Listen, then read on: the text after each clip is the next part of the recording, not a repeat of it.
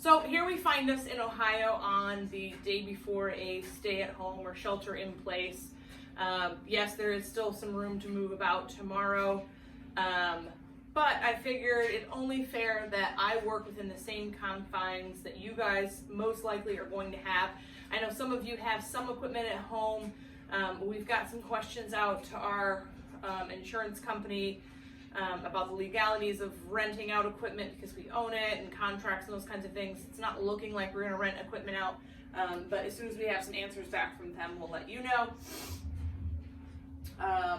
Yeah, that being said, we're going to be at home. I am in my at-home outfit because I was not planning on doing this, but I thought if I can give you guys some time to work ahead, I'll start trying to get the videos out the night before. So I'm in my Sunday night fat kids sweatpant, planning on doing nothing, not being on a screen outfit. So welcome to it. Our warm up tomorrow is going to be a 200-meter run. Now, if we don't want to run, we can't run. If we're in an apartment or we're doing this in a basement, those kinds of things, we're going to have a substitution of 30-second jumping jack and then 30-second high knees. And that'll be the substitution for both the warm-up as well as the workouts. We're then going to pull out our broom or PVC pipe, depending on what we have, 10 shoulder rollouts or dislocates. And then we're going to go into those kang squats that we did last week as well. So heels outside of the hips. We want to think about sending our hips back until our chest is parallel to the floor in that good morning position.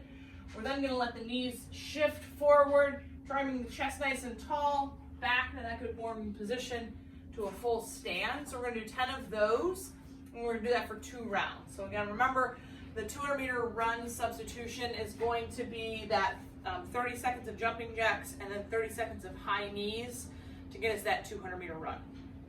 That'll be our warm-up. We can then ditch the PVC pipe.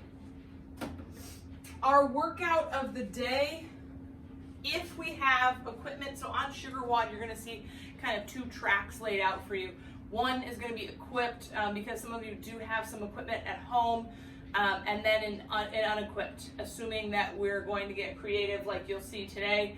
And so we want to be able to have both options because we, just like any other day, are going to have our workout of the day, our capacity, and kind of what gets negotiated. And you'll see that start to happen with these combinations as well of having equipment, not having equipment, being somewhere in the middle. If you have any questions, please let me know. Email me, text me, call me, whatever. Text and call is probably the easiest way to get through to me. But we're going to start both the equipped and the unequipped with 10 push-ups. So with our push-up, we want the wrist, the elbow, the shoulder stacked. Let me see if I can angle this camera down just a little. See if that helps us here. I'm certainly not a professional videographer. But we're going to have the wrist, the elbow, the shoulder stacked in that nice position, planked body. We're going to have the chest physically make contact with the floor, back to full extension. If push-ups are not one of our stronger movements, we want to start thinking about elevating our hands, right? So I come here on the bench. Move our board here. Okay. So we can come on the bench here and still get that straight body movement. So that's our main goal, is to be able to get that full long body position. I'm gonna put my dangerous board back up.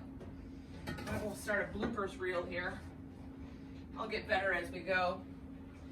20 kettlebell swings. If we've got the kettlebell, perfect.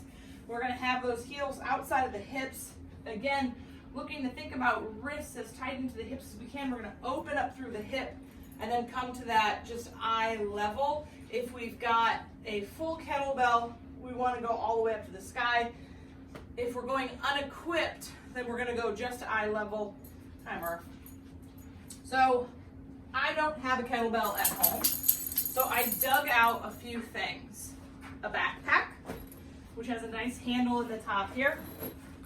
Let me pull this down and I'll show you what I've got in here. But I've got a container of high traffic carpet cleaner.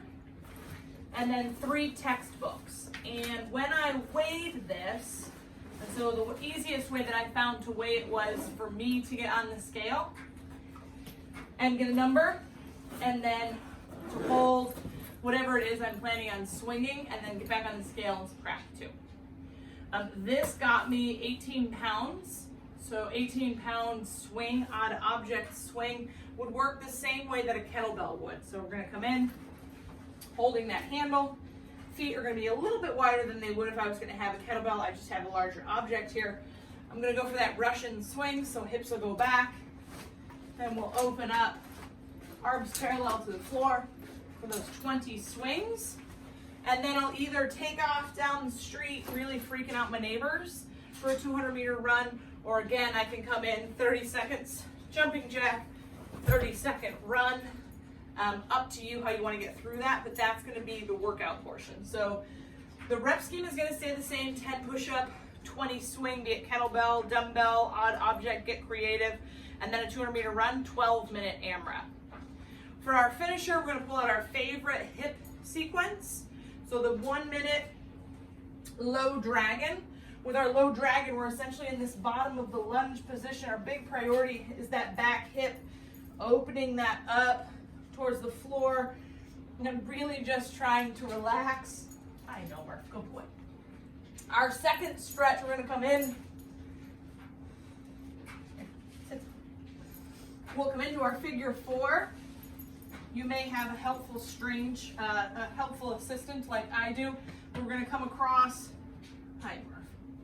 Right. Murph doesn't seem to be bothered by any of this. He loves all the extra love and pets. So 1 minute pigeon per side, and then we'll come back and finish by opening up into that frog stretch, really trying to get the chest low to the floor, sinking our hips in towards our heels. This is actually a perfect example of what we're all dealing with, right? Our workouts are not going to be perfect, right? They're probably not going to be anywhere close to what you really want to be doing, right? We want to be in the gym, and we want to be moving barbells, and we want to be doing pull-ups and all those fun things. So we're going to do our best to keep you moving. It's going to be all hands on deck to keep this thing moving and as normal as we can get it. But if your kids are in the room and they get in your way, it's okay. The dog is in the room, the dog gets in your way. It's okay.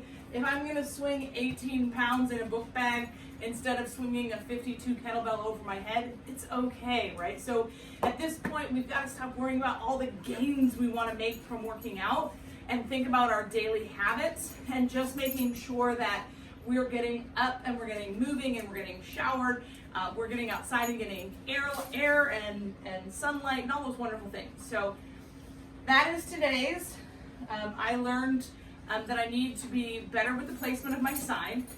I also learned that I'm probably going to have to lock up the dog. Yeah, so we'll see you guys tomorrow. Good boy.